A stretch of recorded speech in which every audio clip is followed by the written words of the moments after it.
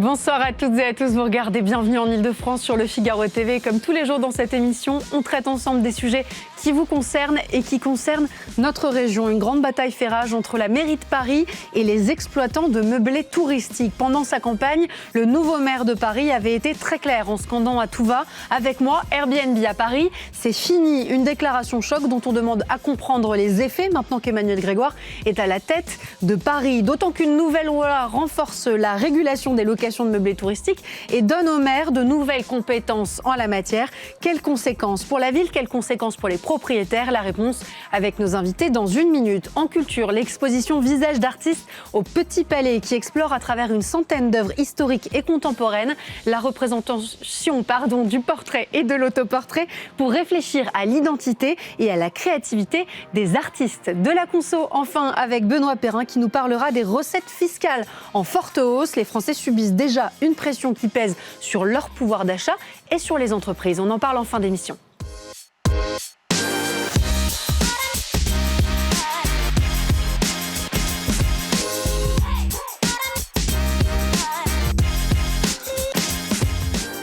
Emmanuel Grégoire en campagne pour la mairie de Paris répétait à qui voulait bien l'entendre qu'il mettrait fin au Airbnb à Paris. Il l'avait notamment affirmé dans cette vidéo sur ses réseaux sociaux. On l'écoute.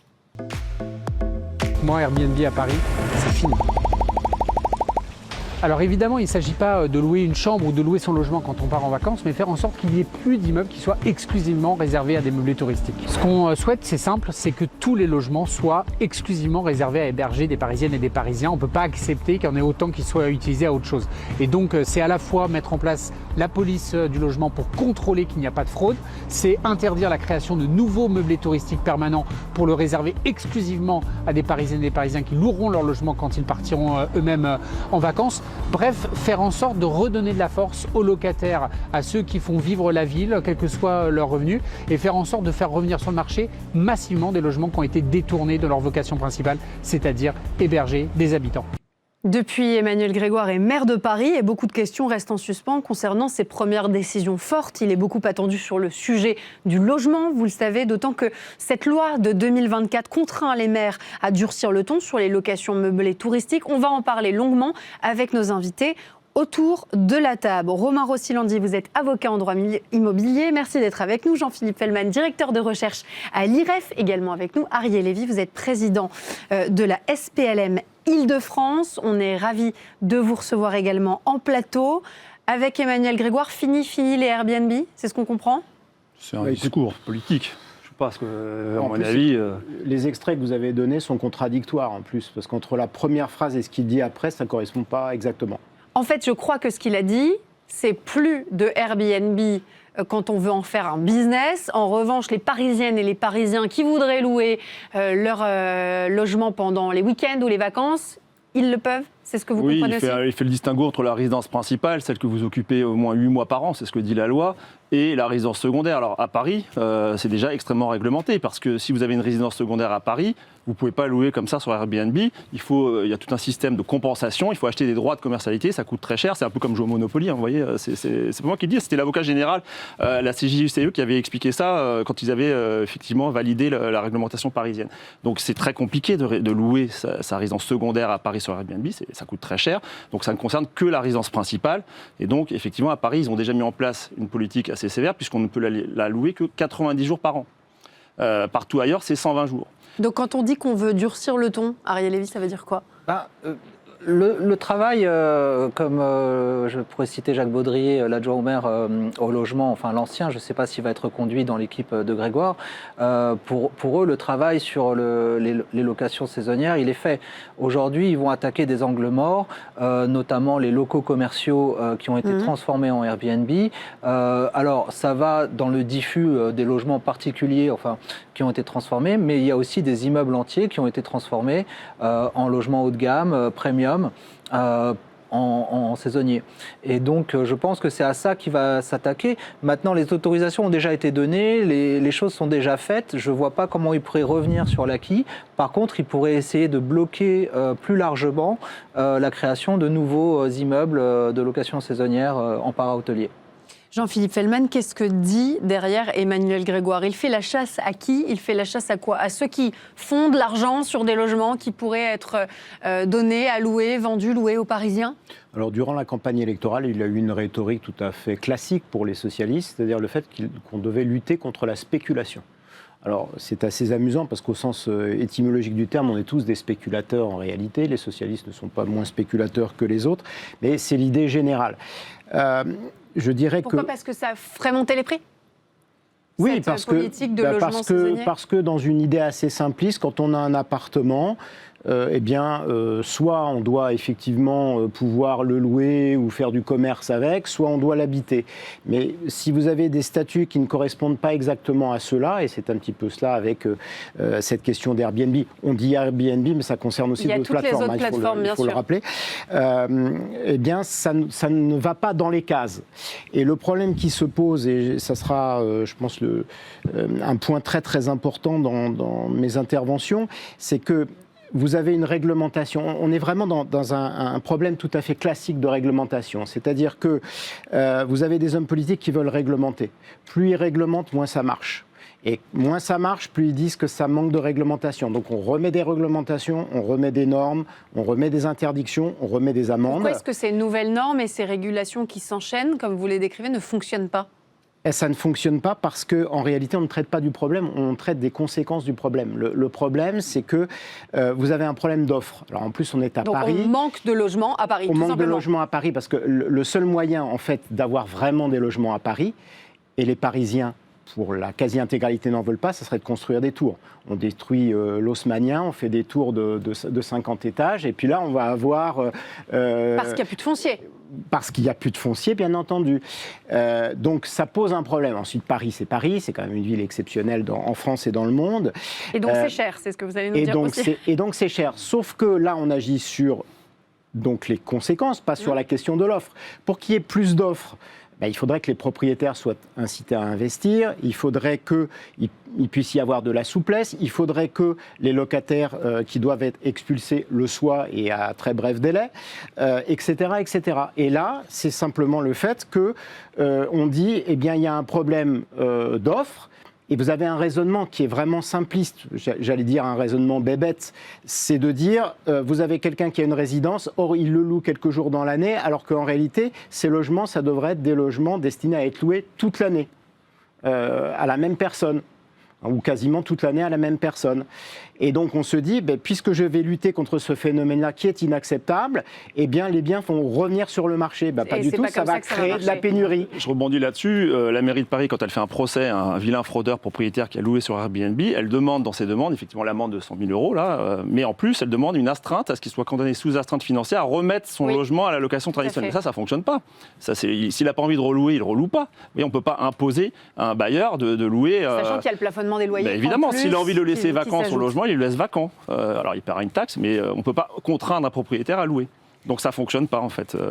L'incitation de l'amende fait peur, mais elle n'incite pas forcément, nécessairement à relouer dans la location traditionnelle. Pourquoi est-ce qu'on ne peut pas inciter un propriétaire à louer? Il faudrait l'inciter sur le plan fiscal. Alors si, c'est légal. Il y a d'ailleurs un nouveau dispositif qui est le dispositif Jean Brun, mais c'est très bien pour la construction neuve.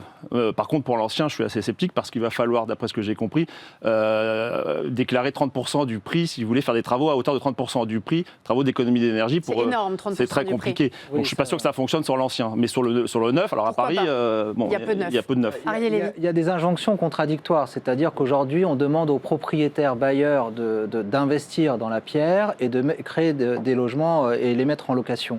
Le problème, c'est que d'un autre côté, la mairie fait du matraquage fiscal. Il y a une hausse de la taxe foncière de 80% en 10 ans. Il y a taxe d'habitation, la TOM, la taxe sur les ordures ménagères qui a grimpé de plus de 15%.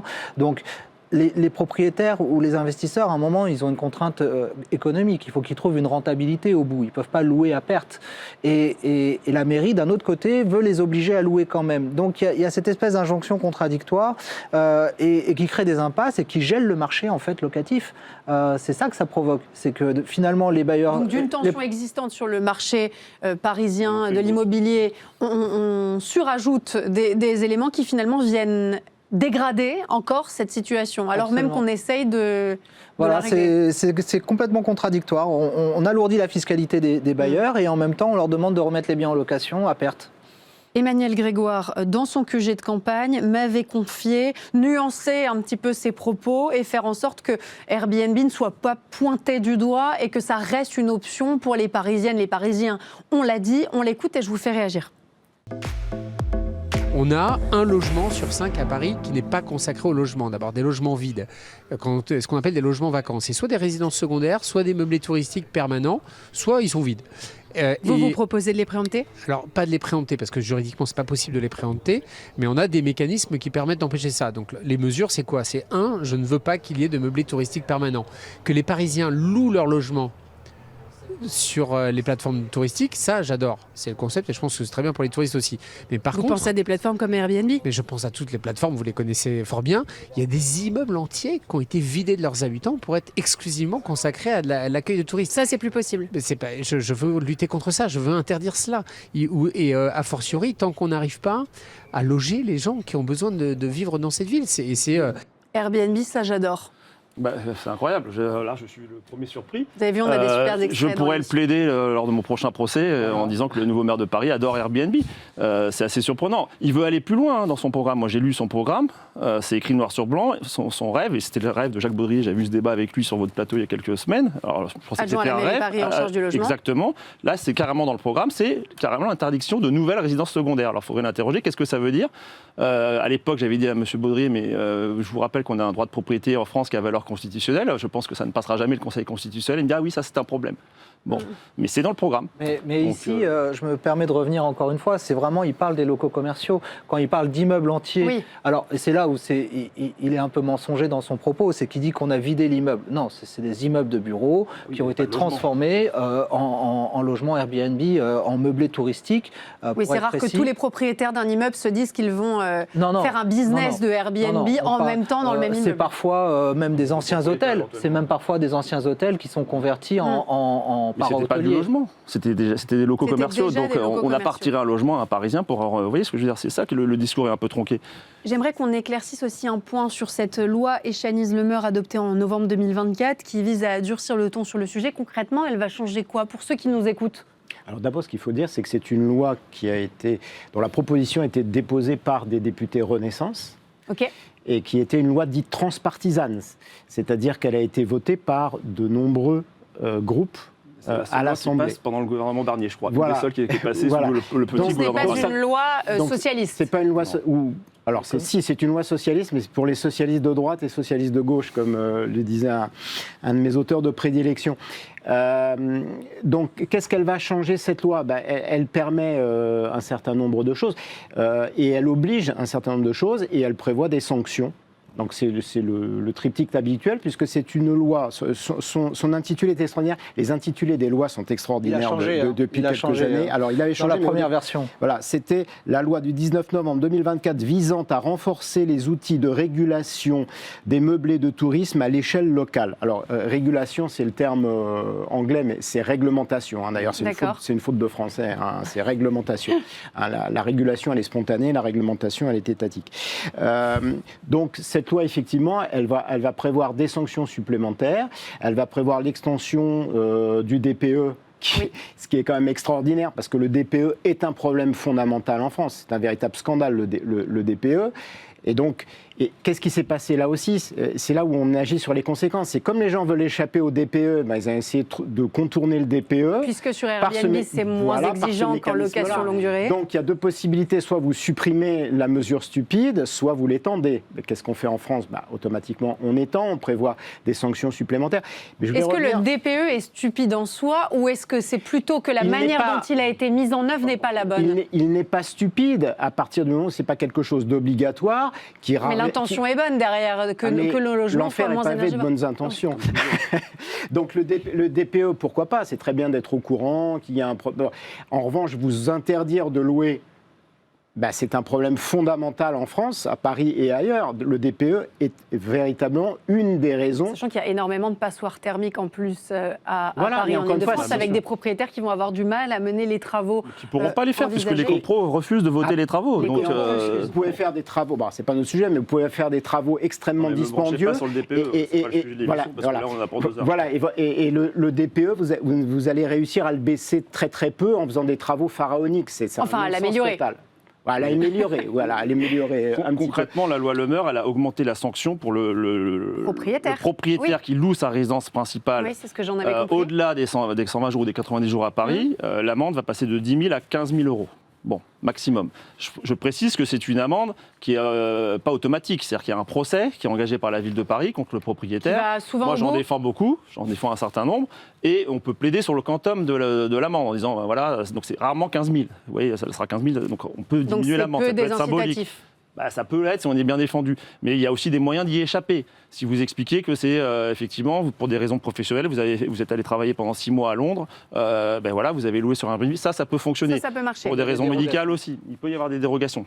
J'aimerais vous faire réagir sur cette image où l'on voit Jacques Baudrier et Yann Brossa présents pendant que l'on scie des cadenas à clé. C'est vrai que c'est devenu un peu un symbole du Airbnb dans les grandes villes, ces cadenas. Alors là, on voit une opération massive de communication qui...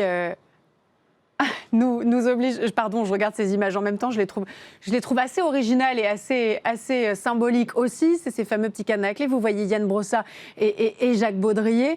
Il y a Ariel Veil également, maire de Paris-Centre. Qu'est-ce que ça vous évoque ? Alors nous, au SPLM, syndicat des professionnels de la location meublée, on n'est pas très favorable à ces dépôts sauvages de boîtes à clés sur le mobilier urbain. C'est pas très esthétique et pas très hygiénique. C'est pas très sécurisé non plus, non ? Non plus, un petit coup de marteau et ça s'ouvre. Hein, c'est pas très. Mais bon, il y a certains exploitants qui veulent automatiser leur processus et ne plus avoir, parce que c'est un métier qui est très chronophage. On reçoit des touristes à toute heure, 7 jours sur 7, et donc qui trouvent ce biais-là pour essayer d'éviter les déplacements et de gagner un peu de temps. Aujourd'hui, il faut que le métier se professionnalise et qu'il faut qu'il monte en gamme. Et que ce soit plus, qu'on voit plus ces choses-là. Alors, vous pouvez toujours les mettre à l'intérieur de la propriété. S'il y a un code d'accès. Mais voilà. Encore une autorisation. Moi, j'ai des dossiers où la copropriété engage des procédures pour faire retirer les petites boîtes à code qui sont sur les parties communes de l'immeuble, puisque c'est souvent sur le palier et effectivement, c'est interdit. Et il y a plein de gens qui s'affranchissent de cette autorisation. Oui, c'est vrai. Tout à fait. On écoute Jacques Baudrier réagir sur ce sujet et parler des milliers de logements et de personnes qui louent illégalement leurs biens à Paris. On l'écoute. Ça veut dire quelques milliers, 1000 ou 2000, 3000 au maximum, de personnes qui louent illégalement leurs biens et qui se font beaucoup d'argent. Et donc notre but, c'est que ce commerce illégal s'arrête, ces profits, tout ce qu'il y a de plus illégaux, et que ces logements reviennent aux Parisiennes et aux Parisiens sur le marché locatif. Et 25 000 logements, c'est énorme à l'échelle de Paris, ça veut dire 50 000 personnes qui vont pouvoir réhabiter à Paris. Alors le début de la conclusion, on peut être d'accord sur le nombre de personnes qui louent des biens. Est-ce illégal, est-ce légal? C'est une autre question. 50 000 personnes qui vont pouvoir réhabiter à Paris. Déjà, les chiffres sont complètement faux. Moi, j'ai parlé avec lui lors d'un dîner-débat. C'est des estimations qu'ils font entre eux. Ils n'ont aucune statistique légale ou officielle. Ils sortent ces chiffres dans les assignations qui produisent au tribunal. Bien sûr, mais il n'y a aucune base, aucune statistique. C'est des estimations qu'ils projettent. Il faut savoir qu'aujourd'hui, pour diffuser une annonce sur une plateforme comme Booking, Airbnb, Abritel, HomeAway, il faut avoir ce qu'on appelle un numéro d'enregistrement. Sinon, le processus est bloqué, on ne peut pas mettre en ligne l'annonce. C'est notamment ce qui permet de récupérer la taxe de séjour, aussi, également, oui, tout à fait. Ça vous permet de vous référencer auprès de la mairie et après, sur Decalogue, on va déclarer sa taxe de séjour. Quoique sur certaines plateformes, elle est déjà automatiquement reversée via la plateforme, mais pas toutes. Bon. Sans rentrer dans ce détail, ce que je voulais expliquer, c'est qu'aujourd'hui, on ne peut plus mettre une annonce frauduleuse sur une plateforme de location grâce à ce numéro d'enregistrement. Donc, quand il dit qu'il y a des locations illégales, elles n'existent plus. On peut quand même tricher en déclarant en résidence principale alors que c'est résidence secondaire, par exemple. Alors oui, c'est pareil, c'est le débat, c'est venu à un moment donné, un petit peu avant les municipales, sur les fausses RP, les fausses résidences principales. Oui. Et là encore, on est sur de l'estimation, sur des idées préconçues. Il y a une certaine mobilité. Vous pouvez, par exemple, aller vivre chez votre compagne ou votre compagnon pendant quelques semaines, ou un jour sur 2, ou 3. Enfin voilà, vous pouvez avoir une alternance entre votre résidence principale et un autre endroit, et louer un complément. Et ça n'en fait pas une fausse résidence principale. De la confrontation à la vraie vie. Oui, c'est ça, comment les gens vivent vraiment. Oui, c'est ça. Tout le monde ne vit pas au même endroit toute la semaine. On peut aller le week-end chez sa maîtresse, dans sa garçonnière, et revenir chez sa femme. C'est particulier ce que vous Et ce que je veux dire, c'est que ça, je rigole, mais j'ai plaidé ça. J'ai expliqué que, effectivement, mon client avait une vie, c'était sa vie privée, ça ne le regardait pas, etc. Et que dont une maîtresse, et qu'il y passait les 2 premiers jours de la semaine. J'ai pas parlé de la maîtresse, mais qu'il avait le droit d'aller 3 jours par semaine à telle adresse, et les 4 jours suivants à telle adresse. Et ça a marché ? Évidemment que ça a marché, parce que la ville ne pouvait pas prouver effectivement l'infraction. Donc, ils n'ont pas de statistiques, ils n'ont rien d'officiel là-dessus. Hein. C'est en vraiment fait, ce qui est particulier, et ce qu'on semble décrire, c'est qu'il y a cette loi qui semble inadaptée à la réalité, au quotidien de ceux qui habitent Paris, qui louent à Paris, ceux qui, au contraire, mettent à disposition leur appartement de temps en temps, de manière plus fréquente, et finalement avec ce que semble imposer la mairie de Paris derrière, et le discours qui est, on ne va pas passer le son Diane Brossat, il dit globalement la même chose que Jacques Baudrier, mais qui dit qu'ils veulent taper sur ceux qui font de l'argent derrière l'État, derrière le dos de gentils propriétaires qui en fait voudraient louer leurs biens de temps en temps. On a des communistes, donc ce ne sont pas des grands défenseurs du droit de propriété, en tout cas le droit de propriété des autres. Je voudrais revenir sur le discours d'Emmanuel Grégoire, parce que c'était très intéressant. Il nous dit c'est scandaleux parce que vous avez des logements vides et de plus en plus de logements vides. Et effectivement, on a de plus en plus de logements vides. Parce que les Parisiens quittent la ville. Si quelqu'un ici a d'autres chiffres que moi, mais les derniers chiffres que j'avais, c'était, je crois, l'année dernière, depuis le début du premier quinquennat d'Emmanuel Macron, je crois qu'on était à plus 19% de logements vides à Paris. Alors les logements vacants, moi les chiffres que j'ai, c'est 300 000, mais là-dedans, il y a des successions, il y a des appartements en travaux, il y a des entre-deux locations. Encore une fois, la vraie vie. Voilà, la vraie vie, et que finalement, le solde exploitable serait à peu près autour de 110, 120, peut-être. Voilà. Mais ça, c'est une réalité. Ça, c'est une réalité. Lorsqu'Emmanuel Grégoire dit « on va remettre ces logements-là sur le marché », mais non. C'est ça le problème, ils n'arrivent pas à comprendre le fait que s'il y a des logements vacants, il y a aussi des logements vacants parce que les gens veulent que ces logements soient vacants pour différentes raisons, parce qu'ils préfèrent, dans beaucoup de cas, que les logements soient vacants plutôt que de les louer, compte tenu des contraintes, de la fiscalité. Notamment à cause également du plafonnement des loyers ? Parce qu'ils ne s'y retrouvent pas ? Ça contribue à ça, bien sûr. Également, parce que de toute façon, quand vous êtes propriétaire, même à Paris, vous avez un patrimoine. Donc ça, vous gardez votre patrimoine, c'est toujours très intéressant. En revanche, ça vous rapporte peu, généralement. Voilà. Vous avez des contraintes fiscales qui sont quand même considérables. Oui, et puis il y a un schéma qu'on retrouve pour reprendre la vraie vie. Il y a beaucoup de Parisiens qui ont fait toute leur carrière à Paris, qui ont eu leurs enfants, qui prennent leur retraite, qui vont vivre en province. Et qui gardent leur appartement pour leurs enfants. Qui reviennent à Paris pour voir leurs enfants, leurs petits-enfants, profiter de la magnifique activité culturelle de Paris. Parfois, c'est des raisons un peu plus tristes, comme pour des raisons de santé. Il y a les déserts médicaux en province. Donc... Et là, on est dans quel cadre? Alors, typiquement, le cadre que ces gens-là payent la surtaxe sur la résidence secondaire d'à 60%. Hein. Voilà. Ça, il ne faut pas l'oublier. On a fait un débat sur votre plateau. 60% à Paris de surtaxe. Donc la taxe d'habitation, je répète, n'existe plus, sauf pour les résidences secondaires, et à Paris, il y a 60% de... On n'est pas très bien informés sur ce sujet. Moi, j'apprends beaucoup de choses en discutant avec vous. C'est pour ça qu'on est invité. Bah oui, voilà, tout à fait. L'année dernière. 350 millions. Vous parlez de la vraie vie, ça veut dire que toutes ces réglementations, c'est une intrusion inacceptable dans nos vies privées. Parce qu'effectivement, alors moi-même, je suis concerné par ça, parce que je suis un ancien Parisien. Aujourd'hui, je suis partiellement parisien. Mais en réalité, si par exemple vous avez une propriété en province, tout le monde n'a pas la possibilité d'avoir un pied-à-terre à Paris. Parce que si vous avez votre pied-à-terre à Paris, mais vous faites matraquer fiscalement, effectivement, avec cette taxe, parce qu'effectivement, il y a la taxe sur les résidences secondaires qui subsiste. Donc c'est un investissement considérable. Donc qu'est-ce que vous faites? Vous arbitrez autrement. éventuellement ça vous incite à frauder. En tout cas, ça n'incite Ou pas à alors- relouer les gens, et parce que les bien gens dont on entendu a que parlé, ils ne peuvent pas relouer, parce qu'effectivement, ils ont besoin de revenir, de garder ce pied à terre à Paris, ils ont besoin de venir régulièrement, et un bail de location traditionnelle, je le rappelle, c'est 3 ans. Bien sûr. Et on ne peut pas donner congé comme ça du jour au Il y a lendemain. un bail courte durée d'1 an. Alors, il y a aussi, le je bail crois. mobilité d'1 an, Oui. donc c'est quand même assez restreint, ça c'est pas mal. Et c'est pour ça qu'on peut en parler aussi, c'est le succès des baux civils. Maintenant, on ne parle plus que de ça. Les gens viennent me voir, moi je veux un bail civil, je veux échapper à la loi de 89, à cette loi compliquée, etc. Je veux plus donner de congé, je veux échapper à l'encadrement de vie, donc je fais un bail civil.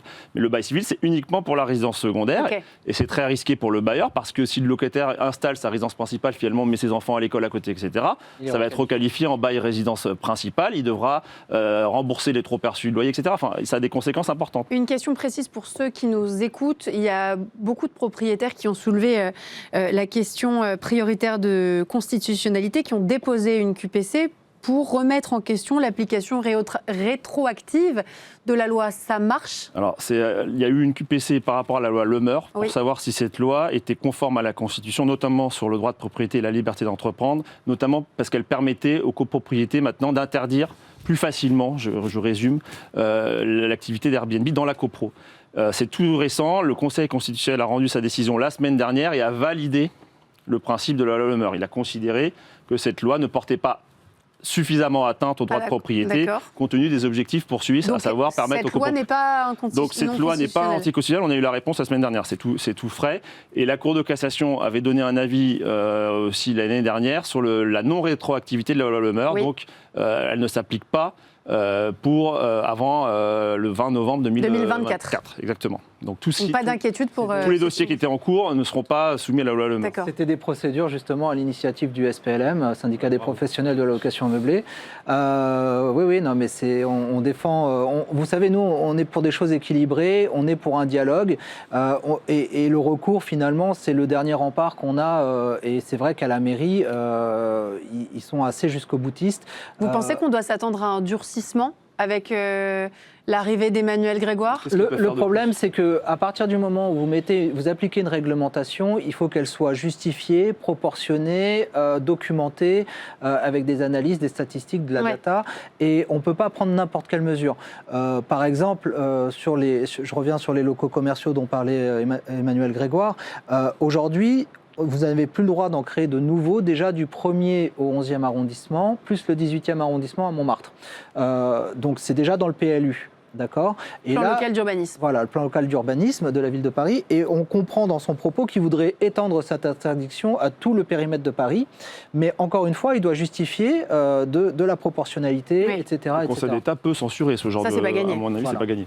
Jean-Philippe Fellman, une conclusion sur tout ce qu'on s'est dit et sur ce que ça a comme impact pour les propriétaires qui nous écoutent, et puis aussi sur l'attractivité touristique de Paris, Oui, puisque c'est aussi un sujet important. Oui, parce qu'on oublie aussi de dire que cette lutte contre les plateformes type Airbnb a aussi un impact, notamment sur les commerces, parce qu'effectivement, j'ai du mal à comprendre comment le fait d'interdire, parce que finalement c'est le fond des choses, des plateformes type Airbnb ou certaines activités de cette plateforme va faire revenir les gens. En réalité, donc ça pèse aussi sur le commerce local, entre autres. Il y a un point que Est-ce je qu'on voulais... défend vraiment les intérêts des hôteliers aussi? Partiellement. Oui, parce que manifestement les prix ont augmenté, et ce qui est normal, puisqu'à partir du moment où finalement vous raréfiez l'offre, ça a un effet inflationniste Sur les évident. prix, bien Donc sûr, également oui. sur les prix de l'hôtellerie ont aussi cru. Ce que je voudrais dire pour conclure, c'est que manifestement, on ne tient pas compte non plus des expériences françaises et étrangères. Or, il n'y a pas simplement Paris contre les plateformes type Airbnb. Ça existe dans le monde entier. A priori, ça n'a pas l'air très reluisant. Le site de l'IREF a consacré pas mal d'articles ces dernières années sur Amsterdam, Barcelone, New York. Je me Dernièrement, souviens du sur le dossier pays- barcelonais sur qui le était inflammable. hein. sur le Pays Basque, Ouais. où on demande, les locaux justement demandent à revenir sur les questions de compensation parce que c'est catastrophique pour le commerce. Là, je ne vais pas vous donner les chiffres, mais vous pourrez les regarder sur le site de l'IREF, ils sont assez édifiants. Donc, loin que Donc les ce n'est gens... pas qu'un problème parisien, là on en fait un problème parisien avec une focale régionale. C'est un problème touristique Il également. faut bien comprendre que Ça c'est sera vraiment le mot de la fin. une activité qui est vraiment à cheval entre le tourisme et l'immobilier. immobilier. Et à partir du moment où vous ne prenez pas des décisions équilibrées, vous pénalisez le tourisme. Donc c'est une baisse de recettes pour les commerçants, c'est une baisse aussi dans l'emploi, puisque tous ces Mais ça n'a pas que des conséquences immobilières, ça Voilà, a des conséquences sur les petits commerçants. Les petits commerçants, ça va faire sur l'activité économique de la région. Et c'est vrai que quand on est trop tranchant, finalement, on perd trop d'un côté par rapport aux bénéfices de l'autre. Et c'est tout l'exercice des maires, c'est de trouver cet équilibre-là, enfin ceux qui sont de bonne foi en tout cas, ce qui n'est pas le cas à Paris. Merci beaucoup à tous les trois d'avoir participé à cette discussion. Et on passe tout de suite à l'entretien culture.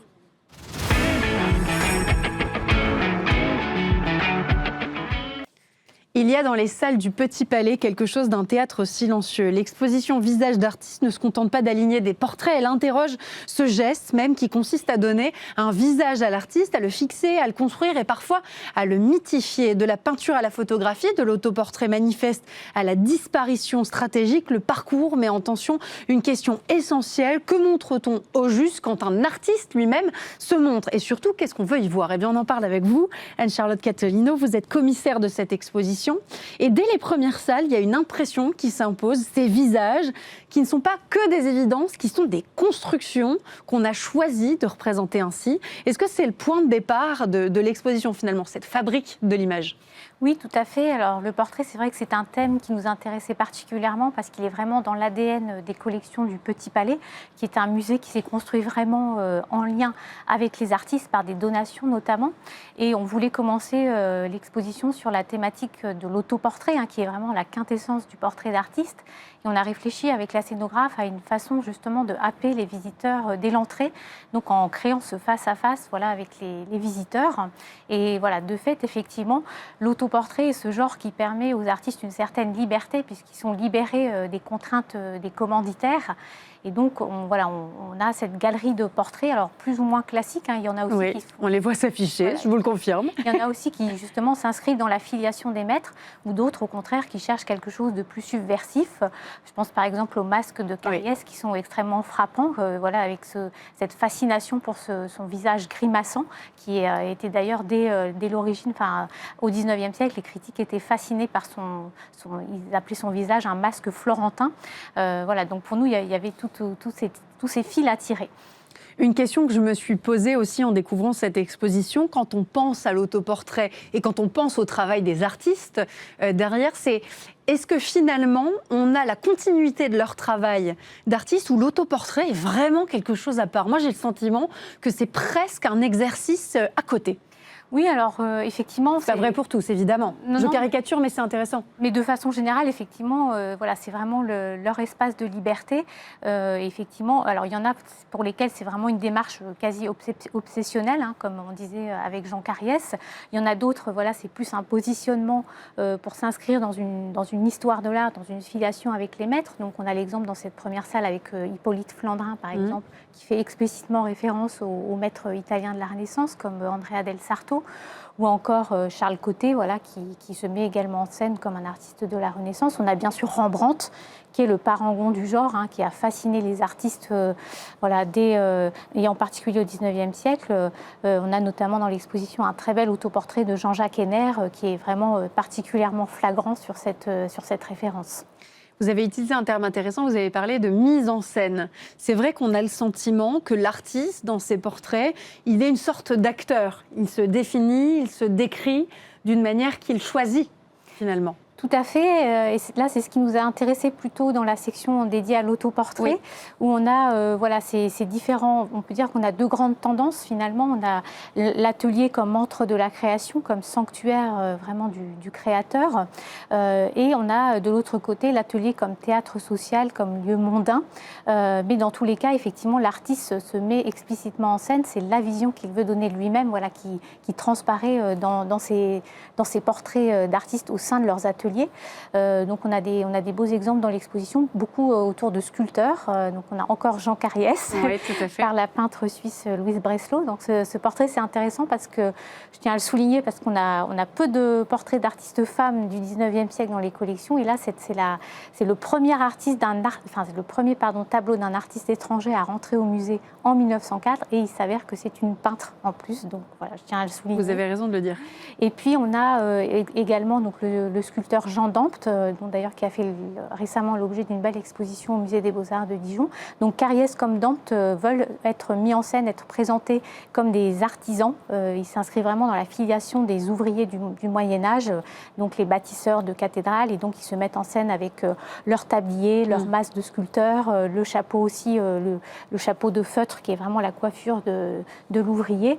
Et puis à l'inverse, on a cette série de photographies attribuées à Edmond Besnard, donc la série Nos artistes chez eux, qui montre au contraire des artistes poseurs. Donc voilà, on les voit dans des intérieurs fastueux qui reflètent d'ailleurs leur personnalité, leur goût en tant que collectionneur aussi. On a Juana Romani, par exemple, cette artiste très fantasque, au milieu d'un intérieur troubadour, donc ce goût un peu néo-gothique. On a Benjamin. Est-ce que ça leur permet de construire leur mythe ? Exactement. La naissance de l'artiste, je me définis comme tel, et donc par cette représentation, j'impose un style. Exactement, ils veulent vraiment faire passer une image d'eux-mêmes qu'ils construisent véritablement, donc tout est sous contrôle, un petit peu aujourd'hui comme on fait avec les selfies.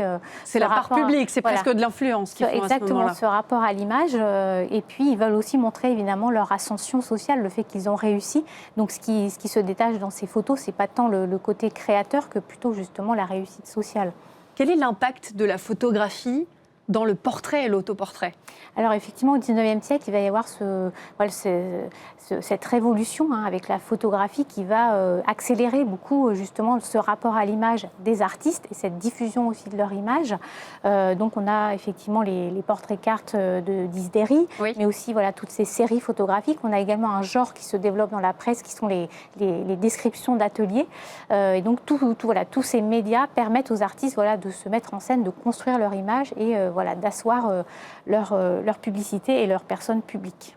Ce qui est assez intéressant aussi dans l'exposition et ce qui frappe l'œil, c'est la diversité des postures. Il y a certains artistes, et vous l'avez dit, qui affirment quelque chose, qui posent presque comme des mannequins, et puis il y en a d'autres qui se dérobent, et on sent derrière. On a parlé de posture sociale, on a parlé de création du mythe. Moi, je sens presque aussi des traits de personnalité, finalement. Oui, tout à fait. Alors, il y en a, dans la première salle, on a un très bel autoportrait de Jacques-Émile Blanche, qui est un artiste aussi qui est bien représenté dans nos collections, avec une casquette, donc un portrait tout en retenue, en humilité, avec une gamme très, très neutre autour de gris, de beige, de brun.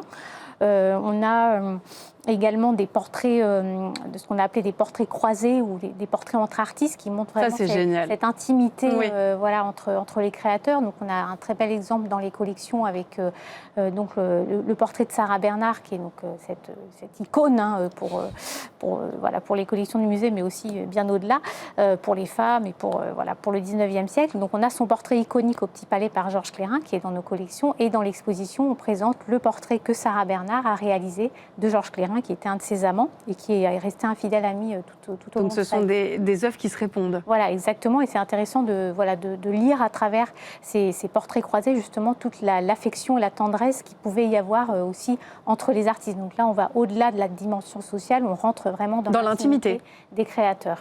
Parfois, vous mettez aussi en regard des accrochages qui sont assez inattendus, de périodes complètement différentes, de courants artistiques qui sont opposés. C'est assez génial aussi, parce que du coup, on confronte les genres. C'est ça. Donc effectivement, ce qui a primé dans l'exposition, c'était vraiment un certain éclectisme. Et dès le début, la directrice du musée, Annick Lemoine, a souhaité avoir ce petit pas de côté avec ses contrepoints contemporains.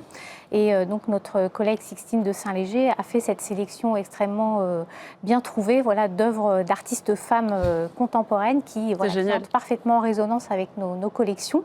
Donc quelques exemples. On a l'autoportrait d'Hélène Delprat en résine qui fait écho à l'autoportrait en cire de Cariès. On a un autoportrait signature d'Annette Messager qui fait écho à toutes ces réflexions sur l'intimité des artistes. On a également Cindy Sherman qui se représente en Fornarina, donc d'après le célèbre tableau de Raphaël, pour évoquer ces questions de filiation et d'hommage au maître, mais ici sur un mode très dérisoire. Voilà. Le Petit Palais, c'est pas n'importe quel écrin, c'est un lieu assez unique, assez solennel aussi. Est-ce que ça a influencé l'accrochage et l'approche de ces visages d'artistes ? En fait, ce qu'on voulait surtout mettre en scène, c'était un peu aussi, à travers tout ça, un peu l'histoire de nos collections et les grandes figures, les grands donateurs qui ont permis justement aujourd'hui d'avoir ces galeries de portraits d'artistes. Et souvent, donc c'est un hommage aussi. C'est aussi un hommage à ces personnes. Et souvent, bien souvent, on voit des femmes, encore une fois. Donc ce sont soit des sœurs, des mères. Par exemple, on a l'autoportrait de Courbet, l'autoportrait au chien de Courbet, qui est en fait un don de sa sœur Juliette Courbet. On a plusieurs œuvres de Carpeaux qui sont des dons de sa fille Louise Clément Carpeaux. Et c'est autant d'histoires à raconter. Exactement. Aussi. Donc c'est ça aussi qu'on voulait mettre en scène. Aujourd'hui, avec les réseaux sociaux, chacun produit et diffuse des quantités assourdissantes d'images de soi. Est-ce que, parmi les publics qui vous rendent visite, vous titillez aussi l'œil des jeunes qui ont une manière particulière de se regarder, de regarder l'autre ? Exactement, quand on a fait l'exposition, on a pensé à ces publics et d'ailleurs à la fin de l'exposition, on a proposé un dispositif sur justement l'évolution de la représentation du miroir, qui est cet outil qui permet de s'auto-représenter, et on a terminé justement avec le selfie, justement pour faire ce lien avec la société contemporaine et le fait qu'aujourd'hui on est sur une démultiplication de l'image de soi. Mais est-ce qu'avec le selfie, on ne perd pas un peu de l'âme du portrait justement ? Oui. D'ailleurs, on a de moins en moins de photos réellement de vrais beaux portraits qu'on imprime, qu'on garde, d'albums photos, de ce que ça signifie aussi. Tout à fait, on est un peu dans une culture de la consommation, donc tout va très vite et effectivement une image remplace une autre. Et le fait de présenter cette exposition, c'est aussi permettre de montrer que il faut aussi un peu de permanence pour toutes ces images et effectivement qui aujourd'hui peuvent constituer des souvenirs, des témoignages, même parfois mémoriels, puisque dans l'exposition on a même plusieurs bustes qui ont été réalisés à titre posthume.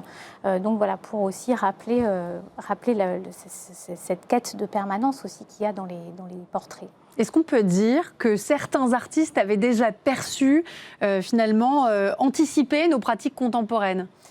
Imaginez que le portrait se dupliquerait, serait de plus en plus évident, de plus en plus instantané. Je pense que pour certains artistes, oui. Alors peut-être pas ceux qui sont représentés dans l'exposition, mais il y a pour certains un rapport à l'image effectivement qui peut effectivement anticiper certaines pratiques. Une dernière question sur le visage qui échappe ou qui s'échappe parfois. Quand on se promène dans l'exposition, on a l'impression de ne pas réussir à saisir certains visages, certaines émotions, certains regards. C'est intéressant parce que ça pose un certain nombre de questions. Vous l'avez ressenti aussi ? Oui, c'est vrai. Alors quand en plus on a le privilège de se promener seul dans l'exposition. Et souvent, j'imagine. Face à tous ces visages, effectivement, on ressent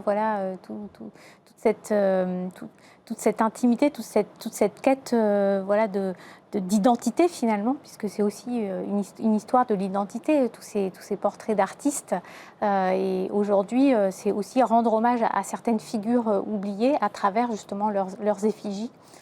C'est aussi une très belle manière de découvrir ou de redécouvrir des œuvres absolument magnifiques d'artistes qui sont extrêmement importants dans l'histoire de l'art. Qu'est-ce que vous dites à ceux qui diraient « Non mais moi, le portrait, j'y connais rien, j'y comprends rien, mais j'ai envie d'aller découvrir finalement une collection comme celle-ci » ?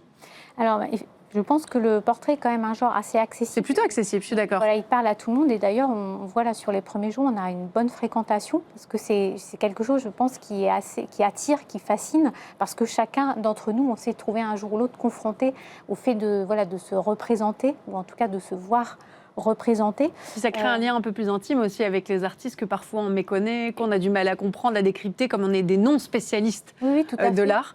Ça donne effectivement un côté plus humain et c'est aussi ça qu'on a voulu développer dans la deuxième section de l'exposition autour justement des liens familiaux, des liens artistiques. Mais on peut, toutes les sections peuvent aussi permettre de discerner ce rapport plus intime au créateur. Merci beaucoup de nous avoir présenté cette exposition au Petit Palais, donc Visage d'artiste de Gustave Courbet. Ah, je n'arrive pas à lire, je suis trop loin. Et ben voilà, vous l'avez dit pour moi. Heureusement que vous êtes là, vous êtes formidable. Un grand merci pour cet entretien culture. On vous invite évidemment à aller découvrir cette très belle exposition et on passe tout de suite à la conso. Il faut que je m'achète des lunettes.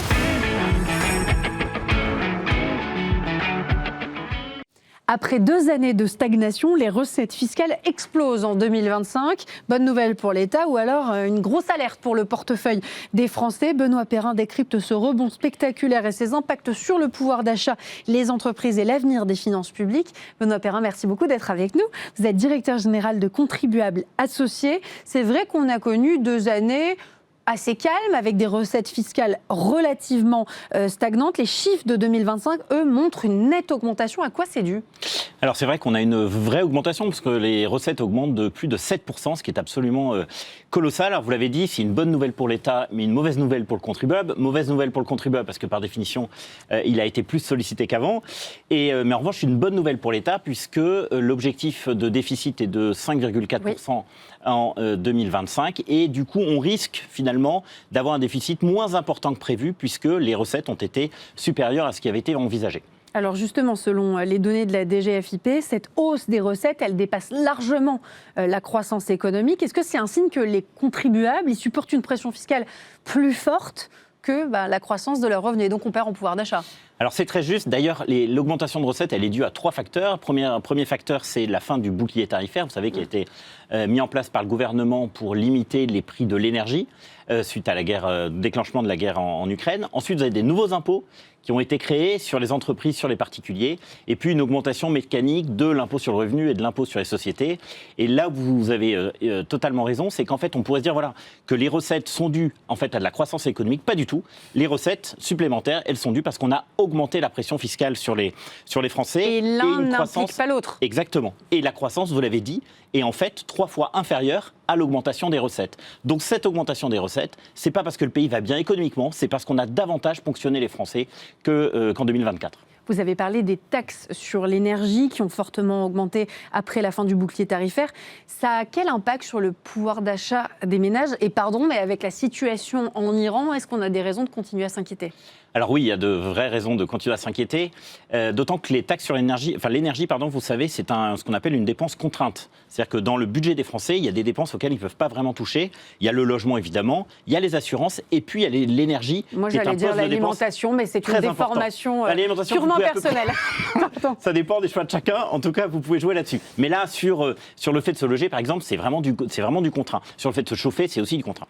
Donc oui, effectivement, le gouvernement avait mis en place ce fameux bouclier tarifaire qui consistait en fait à geler le prix du gaz et à encadrer le prix de l'électricité. Mais ce qu'il faut comprendre, c'est qu'en fait l'État a subventionné en fait justement ce fameux bouclier tarifaire. Et donc ce qu'on n'a pas payé l'année dernière, on le paye maintenant. On va devoir le payer bientôt effectivement, soit par plus de dettes, soit par plus d'impôts. Et vous rajoutez là-dessus, donc c'est une facture d'à peu près 25 milliards, vous rajoutez là-dessus la crise internationale dont vous venez de parler, et effectivement, il y a le cocktail un peu maléfique qui fait qu'effectivement, les dépenses d'énergie vont continuer à monter, sachant qu'il faut quand même toujours rappeler que sur les dépenses d'énergie, sur le carburant, vous avez 50% qui sont des taxes. Sur l'électricité et le gaz, c'est à peu près 30% de votre facture qui est constituée de taxes. Donc vous voyez, quand la facture augmente, l'État aussi en profite puisqu'il est particulièrement bénéficiaire de ces augmentations de factures. Un sujet qui concerne directement les propriétaires, la hausse des impôts sur le capital et l'immobilier, notamment les droits de mutation, la taxe foncière, on en a beaucoup parlé dans cette émission. Qu'est-ce que ça révèle de la contribution des ménages à cet effort fiscal ? Alors c'est important de comprendre effectivement que l'ajustement budgétaire s'est fait en grande partie grâce justement aux ponctions qu'on a fait sur les ménages. Et typiquement sur l'immobilier, c'est plutôt une bonne nouvelle puisque l'immobilier, comme on le sait, a subi de gros chocs ces dernières années. Il y avait quasiment plus de ventes qui se faisaient. Et là, on a une augmentation faramineuse en 2025 puisque vous avez plus 17% des frais de notaire, ce qu'on appelle improprement les frais de notaire puisque à 80% ces frais de notaire sont des taxes en fait. Donc c'est un peu plus compliqué que le nom. Mais donc du coup, ces frais de notaire, effectivement, comme l'immobilier a repris, eh bien, ça a permis là aussi à l'État de voir ses recettes augmenter. Ah d'accord, donc là, il y a un effet d'optique aussi. En fait, en réalité, il y a eu de plus importantes transactions immobilières. Exactement. Et c'est d'autant plus important que les villes, comme vous le savez, sont très tributaires, comme les départements, en fait, des frais de notaire. On se souvient d'Anne Hidalgo qui avait augmenté les droits de mutation puisqu'elle ne s'y retrouvait plus. Exactement. C'est la deuxième ressource des collectivités locales après la taxe foncière. Énorme. Donc vous voyez, ces droits de mutation sont de l'argent qui est vraiment déterminant dans les caisses des différentes collectivités locales. J'aimerais qu'on parle de quelque chose qui nous concerne tous, l'impôt sur le revenu. Il y a aussi de l'impôt sur les sociétés. Ils ont tous les deux augmenté à des rythmes différents. Qu'est-ce qui a le plus augmenté et comment ça nous impacte ? Alors, ce qui a le plus augmenté, c'est l'impôt sur le revenu qui a augmenté de 8%. C'est beaucoup, Et non? ce qui est absolument énorme. Et ce qu'il faut bien comprendre, c'est que ça pénalise justement la consommation et donc la croissance. Donc, ce n'est pas forcément un bon signe qu'on ait pris plus d'argent aux Français, parce que plus d'argent aux Français, c'est par définition moins d'argent qu'ils mettront dans la machine économique. Et puis, vous avez aussi l'impôt sur les sociétés qui a augmenté de 4%. Et là aussi, ça pèse lourd dans la compétitivité de nos entreprises, dont on sait qu'elles sont particulièrement taxées. Un chiffre très simple, si vous prenez l'impôt combiné, c'est-à-dire en fait l'impôt sur la société et puis un certain nombre d'impôts auxquels sont soumises les entreprises, la France est le numéro 1 des pays de l'OCDE, avec à peu près un taux de 36%. On a une médaille, mais c'est peut-être pas la bonne médaille. Exactement. J'aimerais qu'on parle aussi de certaines mesures exceptionnelles, comme par exemple la taxation des rachats d'actions ou la contribution sur les hauts revenus qui ont contribué à gonfler ces recettes. De quoi on parle ? Alors, les taxes de rachat d'actions, c'est un mécanisme qui a été mis en place, en fait, puisqu'il y avait un certain nombre d'entreprises qui rachetaient eux-mêmes leurs actions pour le donner à un certain nombre de collaborateurs. Donc, en gros, c'était une espèce de système d'optimisation légal, qui a été corrigé. C'est tout à fait légal. Ah, d'accord. L'objectif, c'était de rapporter à peu près 500 millions, puisqu'il y avait vraiment de l'optimisation fiscale qui se faisait. Okay. Et après, la contribution différentielle sur les hauts revenus, c'est un impôt qui, en fait, s'impose aux plus grandes fortunes, avec l'objectif de récupérer à peu près 2 milliards d'euros. Et ce qui est très important dans cet impôt, comme souvent dans les nouveaux impôts, c'est qu'en fait, il est passé à côté de sa cible. L'objectif, c'était de collecter 2 milliards d'euros. On va difficilement collecter 400 millions d'euros. Pourquoi ? On en est loin. C'est toujours la même histoire. C'est-à-dire que quand Bercy invente un impôt, c'est très théorique et il ne tient pas compte des comportements des contribuables qui, évidemment, logiquement, s'organisent pour tout faire pour ne pas payer cet impôt. Et donc là, on a un revenu qui devait être important et en fait, on se retrouve avec simplement quelques centaines de millions d'euros, donc autrement dit, largement en dessous de ce qui était prévu. Autre effet pervers, malgré cette hausse globale des recettes qu'on n'arrête pas de décrire, il y a le rendement de la TVA qui, lui, recule. Est-ce qu'on peut considérer que la consommation des ménages, finalement, elle a déjà été affectée par ce qu'on dit là, maintenant ? Alors c'est très juste. Vous savez, la TVA, c'est quelque chose d'extrêmement important. C'est la première recette de l'État. C'est plus de 200 milliards. On pense toujours souvent qu'il n'y a qu'un seul taux de TVA à 20%. En fait, il y a 4 taux de TVA. C'est très compliqué. Enfin, c'est bienvenue en France. Vous aviez 20%, vous avez 10%, vous avez 5,5%, 2,1%. Arrêtez, j'ai mal à la tête. Voilà. Donc, autrement dit, c'est toujours très compliqué. Et la TVA, c'est quelque chose qui est fondamental. Pourquoi ? Parce que vous avez 50% des recettes qui vont à l'État, 25% qui vont aux collectivités locales et 25% qui vont à la sécurité sociale. Autrement dit, la TVA, elle sert à financer absolument tout en France. Ouais. Donc, c'est une mauvaise nouvelle. Pourquoi ? Parce qu'effectivement, ça veut dire quoi ? Ça veut dire que les Français ont moins consommé, puisque la TVA, évidemment, c'est un pourcentage des produits qui sont vendus, donc ont moins consommé, et donc ça veut dire qu'ils sont inquiets. Et d'ailleurs, on le voit dans les niveaux d'épargne. Le taux d'épargne qui, lui, a augmenté de plus de 18%. Ça veut dire quoi ? Qu'on est frileux, qu'on a peur de consommer parce qu'on ne sait pas de quoi demain sera fait ? Alors exactement, le taux d'épargne n'a jamais été aussi important en France qu'aujourd'hui. On est à peu près à 18% de taux d'épargne. Mais ça veut aussi dire qu'on peut épargner ? Énorme. Alors ça veut dire qu'on peut épargner, exactement. Alors ceux qui épargnent principalement, ce sont les retraités. D'accord. Il y a un vrai, ce qui est bizarre, assez logique. C'est logique parce qu'en fait, d'abord, ils ont objectivement un niveau de vie qui est quasiment, non seulement égal, mais même supérieur à ceux qui travaillent. Moi, je pensais que j'aurais tout flambé en étant retraité. Oui. Non, parce qu'en fait, justement, a priori, si vous n'avez pas tout flambé, vous avez votre logement. Et puisque vous avez votre logement, vous avez les moyens d'épargner, précisément. D'accord. Alors, quand on est actif, en théorie, on a un logement à rembourser et donc, on a moins les moyens d'épargner. Et ce niveau d'épargne traduit effectivement de l'incertitude économique. Donc, les gens se disent, je n'aurai pas des augmentations de salaire, donc j'ai quand même intérêt à épargner. Se disent quoi ? Se disent très probablement, l'État va créer de nouveaux impôts, puisqu'on sait très bien que les comptes de l'État sont vraiment pas bons. Donc, il faut que j'ai quelque chose de côté. Exactement. Et puis, troisième, on épargne aussi pour donner à ses enfants et petits-enfants, et là, je parle notamment aux retraités, qui savent que l'avenir ne sera pas forcément rose pour leurs descendants, et du coup, qui mettent de l'argent de côté pour le moment venu, donner un coup de main. Et on voit bien qu'il y a de plus en plus de petits-enfants et d'enfants qui bénéficient de l'aide de leurs parents, précisément parce que l'immobilier est cher, parce que la vie est chère, et donc parce qu'ils ont besoin de ce coup de pouce. En conclusion, cette hausse des recettes fiscales, est-ce que ça peut être une bonne nouvelle pour les Français ou ce n'est que de la pression fiscale qui s'ajoute ? C'est que de la pression fiscale qui s'ajoute malheureusement. Alors l'économie n'est pas complètement à plat. On devrait être à peu près, le gouvernement est prévu qu'en 2026, on est à peu près 1% de croissance. Patatras, la guerre en Iran est arrivée. Et donc là, on devrait plutôt être aux alentours de 0,7, 0,8% plutôt que le 1%. Mais ce qu'il faut bien comprendre, c'est qu'effectivement, cette augmentation des recettes, en fait, se fait sur le dos des contribuables et des entreprises qu'on continue à saigner. Donc très concrètement, les gens qui travaillent dur ou les gens qui ont travaillé dur continuent en fait à être lourdement ponctionnés. Et vous le savez, malheureusement, on est tributaire d'une médaille, en l'occurrence la médaille d'or, du pays qui a le taux de prélèvement obligatoire le plus élevé. le plus élevé. Donc c'est le type de médaille dont je crois on se dispenserait volontiers. Pas très rose ce bilan quand même. Hein. Pas très rose, mais on peut quand même dire que l'économie française, grâce aux entreprises, Se porte est quand même relativement bien. résiliente. Parce que franchement, entre les crises économiques, les décisions prises par les précédents gouvernements On tient qui le choc. ont considérablement augmenté les impôts, effectivement, eh bien, heureusement, le peuple français est un peuple génial, travaille bien. Vous voyez, et on donc, arrive du à coup- terminer Et, voilà, sur et notre donc, du positif. coup, eh ben, effectivement, il est ingénieux. Et donc, du coup, il continue à travailler malgré les vents contraires. Et on ne peut que s'en féliciter parce que si vous avez un pays qui a une belle croissance, c'est tout le monde qui en bénéficie. Qui en bénéficient. Et ne jamais oublier que ce qui permet de financer les services publics et les prestations sociales, c'est l'économie. Donc il faut absolument tout faire pour que le moteur soit le plus important possible pour financer les besoins des uns et des autres. Merci beaucoup Benoît Perrin, c'était passionnant. On vous retrouve bientôt dans l'émission avec un immense plaisir. Et demain, vous retrouvez Marie-Liège Chevalier à la présentation. J'aurai le plaisir de vous retrouver dès jeudi. Excellente soirée.